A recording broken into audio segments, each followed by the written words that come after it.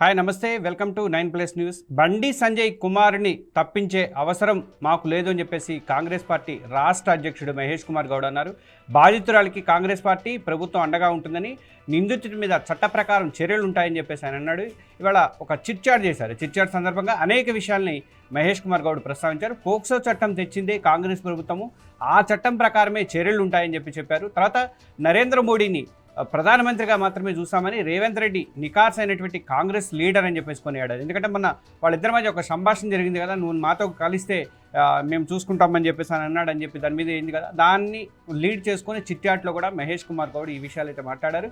బెంగాల్లో చేసినట్టుగా ఇక్కడ కూడా సెక్యులర్ ఓట్లను తొలగించాలని చెప్పేసి కేంద్రంలోని బీజేపీ సర్కార్ కుట్ర పొందుతోందని, ప్రజలు అప్రమత్తంగా ఉండాల్సిన అవసరం ఉంది అని చెప్పేసి గాంధీ భవన్లో జరిగినటువంటి ఒక చిట్చాట్లో టీపీసీసీ అధ్యక్షుడు మహేష్ కుమార్ గౌడ్ కొన్ని విషయాల మీద స్పందించారు. మనము దానికి సంబంధించినటువంటి మరింత సమాచారాన్ని రాజ్ కుమార్ దగ్గర నుంచి తెలుసుకుందాం. రాజ్ కుమార్, చిట్చాట్లో బండి సంజయ్ కుమార్ కేసు మీద మహేష్ కుమార్ గౌడ్ ఏమన్నారు? రైట్. గుడ్ ఈవినింగ్ విష్ణు గారు. మనం ఈరోజు రాష్ట్ర పిసిసి అధ్యక్షులు మహేష్ కుమార్ గౌడ్ మీడియాతో మాట్లాడారు.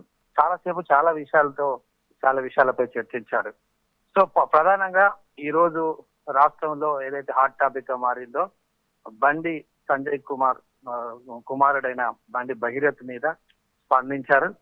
సో పోక్సో చట్టంలో ఏదైతే కాంగ్రెస్ పార్టీ పోక్సో చట్టాన్ని తెచ్చింది కాబట్టి మాకు చిత్తశుద్ధి ఉంది, ఎవరైతే నేరం చేస్తారో ఖచ్చితంగా శిక్ష పడాల్సిందే, పడుతుంది. దాంట్లో కాంగ్రెస్ పార్టీ కానీ కాంగ్రెస్ ప్రభుత్వం కానీ, ముఖ్యంగా కాంగ్రెస్ ప్రభుత్వము ఎలాంటి పక్షపాతం చూపెట్టట్లేదు, నిబంధనల ప్రకారం చట్టం తన పని చేసుకోబోతుందని స్పష్టం చేశారు.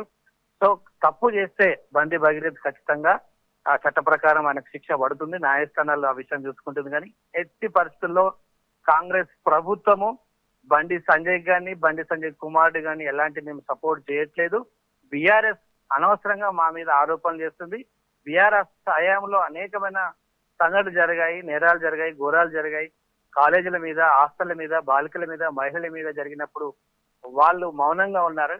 ఇప్పుడు మేము స్వయంగా సీఎం రేవంత్ రెడ్డి స్వయంగా రంగంలోకి దిగి డీజీపీకి ఆదేశించారు. ఆ డీసీపీ సపరేట్ సిట్ కూడా ఏర్పడి, అంటే కాంగ్రెస్ పార్టీకి చిత్తశుద్ధి ఉంది, ఈ కేసు విషయంలో మేము ఏమాత్రం కూడా వెనుకడుగు వేసేది లేదని మహేష్ కుమార్ గౌడ్ స్పష్టం చేశారు విష్ణు గారు ఈ కేసు విషయంలో. కానీ రాజ్ కుమార్, వాస్తవానికి ఇది డిసెంబర్లో జరిగినప్పటికీ ఇప్పటి వరకు కూడా కేసు పెట్టలేదు.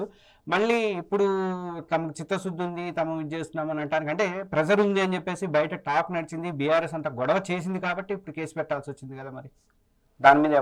రైట్. యాక్చువల్లీ ఇది అక్టోబర్, నవంబర్, డిసెంబర్ ఆ ప్రాంతంలో నుంచి జరిగినట్టుగా మనకు సమాచారం వస్తుంది. మీరు అనేది కరెక్ట్. డిసెంబర్ లో కొంచెం ఎక్కువ బయటకు వచ్చింది. కానీ బయటకంటే ఇంటర్నల్ గా ఈ యొక్క ఏదైతే కాంప్రమైజ్ సిస్టమ్ ఉందో, అంటే రాజీ గురించే ప్రయత్నం చేసినట్టుగా ఒకవైపు బండి నుంచి కాంప్రమైజ్ సిస్టమ్ జరిగింది.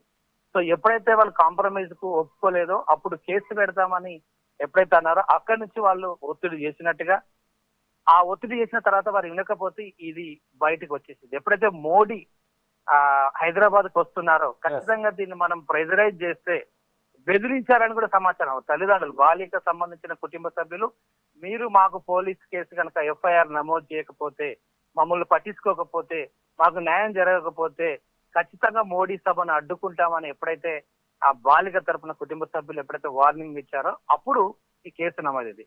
ఇక మీరన్నట్టుగా కాంగ్రెస్ పార్టీ విషయానికి వస్తే, రాష్ట్రంలో కాంగ్రెస్ పార్టీ అధికారంలో ఉంది. సో ఇంటర్నల్ గా కొంత రాజకీయ సంబంధించిన ఒత్తిళ్లు, ప్రెజర్స్ కొన్ని ఉంటాయి. అందుకే కాంగ్రెస్ పార్టీ కూడా బయటికి రానంత వరకు కాంగ్రెస్ ప్రభుత్వము ఎలాంటి దాని మీద ఫోకస్ చేయలేదు. ఎప్పుడైతే బీఆర్ఎస్ కావచ్చు, మహిళా సంఘాలు కావచ్చు, చాలా మంది కాంగ్రెస్ లో కూడా కొంతమంది వాయిస్ లేపారు. సో బయట నుంచి కూడా మహిళా సంఘాలు కూడా ఎవరైతే ఆందోళన చేశారో, విమర్శలు వస్తున్నాయో, మీడియా కూడా దీన్ని చాలా క్యారీ చేస్తుంది ఈ మధ్యలో. కాబట్టి సో ఎప్పుడైతే ఇటు మీడియాలో అటు బీఆర్ఎస్ కావచ్చు, మహిళా సంఘాలు ఎప్పుడైతే ఆందోళన చేపట్టారు, ఇది చాలా సీరియస్ గా వెళ్తుంది. ఇది కాంగ్రెస్ ప్రభుత్వానికి మనకు ఇబ్బంది అయ్యే అవకాశం ఉంది. ఎందుకంటే అక్కడ మోడీ మాట్లాడు, నువ్వు నాతో కలిసి వస్తే మీకు అన్ని చేస్తామనే మాట ఇక్కడ ఏమవుతుందంటే చాలా ఇబ్బంది. సో ఇవన్నీ కాంగ్రెస్ మెడకు చుట్టుకునే పరిస్థితి ఉందని ప్రభుత్వం భావించి వెంటనే ఒక సిట్ ఏర్పాటు చేసింది తప్ప కాంగ్రెస్ ప్రభుత్వానికి సిద్ధశుద్ధి లేదు అనేది ఒక వర్గం ఆరోపిస్తుంది విష్ణు గారు. ఓకే రాజ్కుమార్, ఇప్పుడు నాతో కలవండి అని చెప్పేసి మొన్న మోడీ మాట్లాడారు. అది అంటే ఏదో తర్వాత రేవంత్ రెడ్డి కూడా దాని మీద స్పందించారు. ఇదేదో మేము కేంద్ర ప్రభుత్వం రాష్ట్ర ప్రభుత్వం కలవని చెప్పాం కానీ మేము వ్యక్తిగతంగా కాదు, నేనేం పార్టీలు ఇది కాదన్నట్టుగా రేవంత్ రెడ్డి కూడా చెప్పినట్టున్నారు. ఇప్పుడు మహేష్ కుమార్ గౌడ్ కూడా దాని మీద కామెంట్ చేసినట్టున్నారు కదా, ఏమంటారు, ఆయన ఏమంటారు? మహేష్ ఏమంటారంటే మరి మాతో కలవమన్నారు కదా, అది ప్రధాని హోదాలో అది చేయాల్సిన వ్యాఖ్యలు కాదు, అలా చేయకూడదు. మరి గుజరాత్ లో మోడీ ముఖ్యమంత్రిగా ఉన్నప్పుడు, కేంద్రంలో మన్మోహన్ సింగ్ ప్రధాని ఉన్నప్పుడు మరి మోడీ మన్మోహన్ తో కలిశాడా? మోడీ కాంగ్రెస్ ప్రభుత్వంతో కలిశాడా? మరి కలవలేదు కదా. మరి ఆయన కలవనప్పుడు ఈయన కూడా ముఖ్యమంత్రిగా చాలా టైమ్స్ ప్లాన్ చేశాడు. మళ్ళీ అలాంటప్పుడు ఆయనే అలా కలవనప్పుడు రేవంత్ రెడ్డిని అడగడానికి గల కారణం ఏంటి? ఇది కేవలం కాంగ్రెస్ పార్టీ రాష్ట్రంలో తెలంగాణలో కాంగ్రెస్ పార్టీని ఇబ్బంది పెట్టడానికే, ప్రజల్లో ఒక తప్పుడు సంకేతాన్ని తీసుకెళ్లడానికే మోడీ ఇలాంటి ఒక వ్యాఖ్య చేశాడు.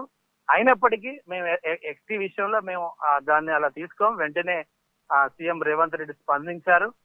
కాబట్టి దీనికి నిదర్శనం ఈ కేసు, తర్వాత మిగతా విషయాలు అని మోడీ వ్యాఖ్యలను తప్పు పట్టే ప్రయత్నం చేశాడు మహేష్ కుమార్ గౌడ్ ఈ రోజు చిట్చాట్లు.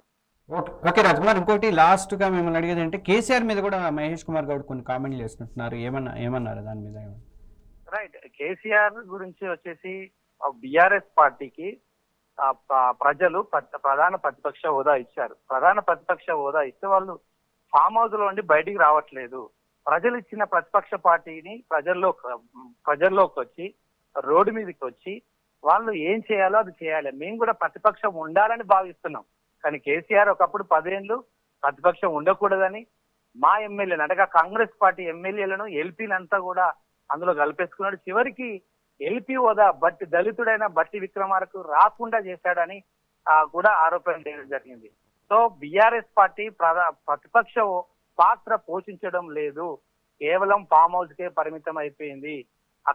ఆ 10 ఏళ్ల పాలనలో చాలా అరాచకాలు జరిగాయి కాబట్టి ప్రజలు మాకు పట్టం కట్టారు.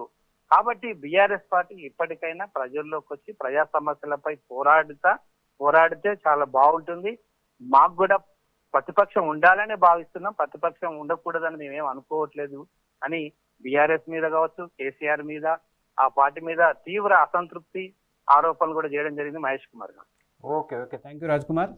మొత్తానికైతే బండి సంజయ్ ఇష్యూలు కానీ కొన్ని విషయాలన్నీ కలిపి మొత్తం మహేష్ కుమార్ గౌడ్, కాంగ్రెస్ పిసిసి అధ్యక్షుడైనటువంటి మహేష్ కుమార్ గౌడ్ అయితే స్పందించారు. బాధితురాలకు మేము న్యాయం చేస్తాం, ప్రభుత్వం అండగా ఉంటుందని చెప్పేసి కూడా అన్నారు. ప్రభుత్వం చట్ట ప్రకారం ఏముంటాయో చర్యలు అవన్నీ కూడా మేము తీసుకుంటాం, పోక్సో చట్టం తెచ్చిందే అసలు కాంగ్రెస్ ప్రభుత్వం అని చెప్పాడు. అట్లనే మన్మోహన్ సింగ్ అప్పుడు మోడీ ఏం కలవలేదు కదా, అట్లాంటిది రేవంత్ రెడ్డి కలవలేదు. రేవంత్ రెడ్డి అనే వ్యక్తి మాకు నికార్స్ అయినటువంటి కాంగ్రెస్ వాది అని చెప్పేసి కూడా ఆయన అయితే ఈ కామెంట్లో అయితే చెప్పారు. చిట్చాట్ జరిగింది, దాంట్లో చిట్చాట్లు అయితే చెప్పారు.